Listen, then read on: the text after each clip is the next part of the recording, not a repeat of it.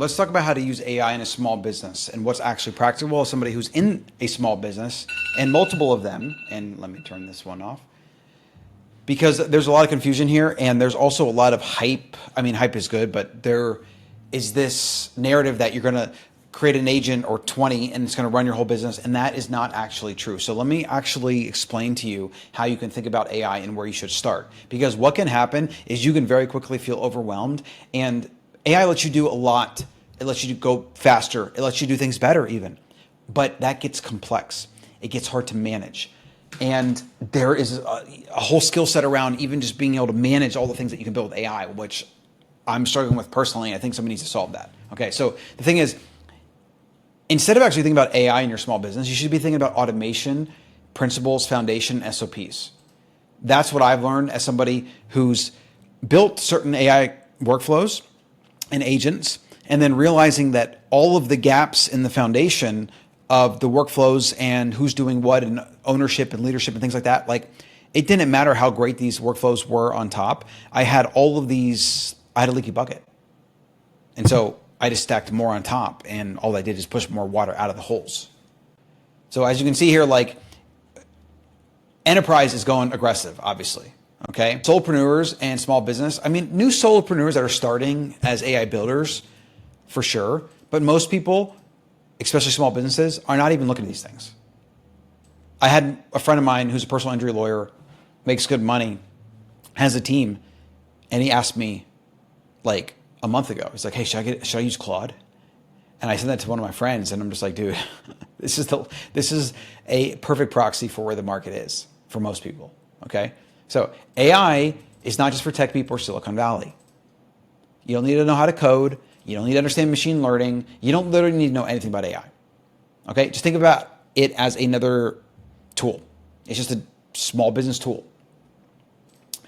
And all you really have to do, if you take that frame, is you just have to talk to the thing. You can literally talk to it. You don't even have to type, but you tell it what you're struggling with. You tell it what you want to solve, maybe some ideas about how to solve it, and you go back and forth until it gives you the exact thing that you need to implement. In some cases, it'll build the thing for you. All right. So like if you can literally write a message or talk to your microphone, you can use AI. Let's get that out of the way. Second, there's going to be a lot that goes into this. Let's see if this is even actually legitimate here. This might just be some filler stuff. I guess this is a timeline. You know, you had code required in 2015, then you had the SaaS wrappers, and then you had GPT in 2022, and now we have agents that can actually act. And then in another 3 to 6 months, like it's going to be more, it's going to be better, it's going to be easier, it's going to be faster. Agents are probably more of a level 2 thing that you will get to. Level 1 is just speeding up and simplifying your workflows using, you know, GPT or Claude to analyze a bunch of data and turn those into SOPs, and then download them as a file or turn them into a nice, pretty artifact that you can publish and share with your team. For a small business, 90% of your gains right now are going to come from just using the tools to assimilate and organize a lot of data, or to interview you, get all of that stuff out of your head, and then turn it into something practical that you can implement in your business. So you had admin, you have marketing, you have operations, and customer. Think about which one of these is the most manually time consuming and or annoying to you. And what I would recommend here, and this is probably the most important thing in this entire video, is to just build one thing in one category at a time. Don't go crazy with it. Try to get it really dialed in first and build something that's functional, and then give it, integrate into your company, into your team. And there's definitely some things you got to do there. That's a whole other video. Like, it's not like you're just going to hand this to your team and they're going to be productive. Trust me. I wish that was the case. But figure out where the easiest wins are, because they're things you repeat all the time, and it'd be easy to create like a Claude skill, or maybe even actually build an agent, like a very specialized agent, which I said like is a bit more advanced, but like you can actually do it. If you learn how to just talk to the machine will tell you what to do, and then you follow the instructions. I'm telling you, that is possible if you feel bold enough to venture down that route. But for most people, you just take one of these things and you list off the things that you do on a regular basis or that your team does. And then you talk to AI until it gives you a way to eliminate 90 to 95% of the manual effort involved. That's it. That's all you do. Like that right there. I could end the video. Done. Do that. Win. Change your business. Change your life. Okay. Get back your time, your team's time, etc. Right. Here's a few tools to help you do this. Claude or GPT. I both use them for different purposes. Notion AI is good for organizing stuff. I use it to organize databases and stuff. It's a bit more advanced. It's very easy to get lost in Notion, so be very careful if you're going to use Notion. Like, use it very carefully and very slowly is my advice as somebody who's been using it for years now. Transcription is just a free microphone. Or you could use like Meeting Notes, Granola, something like that. Whisperflow is pretty good, but I mean, honestly, almost all of these apps have it so that you can just talk to it and it tells you. And then automation tools like Zapier, NAN, Make, things like that. It's a bit more advanced. But again, if you talk to AI and you say, I want to do this thing, it'll tell you which tool you're likely to want to use. And then it'll tell you exactly how to set it up. And it'll give you every step. And if you run into issues, it'll be live debugging and customer support. It really is magical sometimes with this stuff.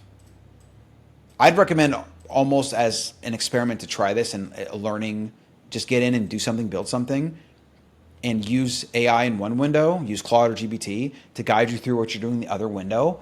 And what will happen if you do that exercise is your mind will be like, oh my gosh, I could pretty much do anything on a computer and I don't have to ask anybody. That's what's amazing. Distribution, I don't know if that's really applicable for us here, but there's a lot of really good tools for posting content and etc. Yeah. So this is really all you need. Like, you need some kind of way to manage your notes and where you keep stuff. Like, you could use Google Sheets or Notion, whatever. You just talk to a mic. That's easy. You may need some automation tools, maybe not. If you're actually just using Claude and Claude Cowork that I have right here on the desktop, that can get you very far without having to go deeper into any other automation tool. Okay? So here's a prompt for you to try this out. See what it takes you from to this. There, like, as you actually go into testing some of this stuff, I would recommend also thinking about how to build something to manage your own personal workflow, whether that is like a task or project manager, whether that's like a personal CEO claw, which I built for myself. That took some time and it was not super easy, actually. So I don't know if I would start there, but Claude Cowork can actually serve as a personal claw and can do repeated tasks and stuff pretty well. So that might be a simpler way to start with that. But just talk to it. Tell it what you want it to do. Let it give you feedback. Keep your notes somewhere. So like a spreadsheet or Notion or some kind of database.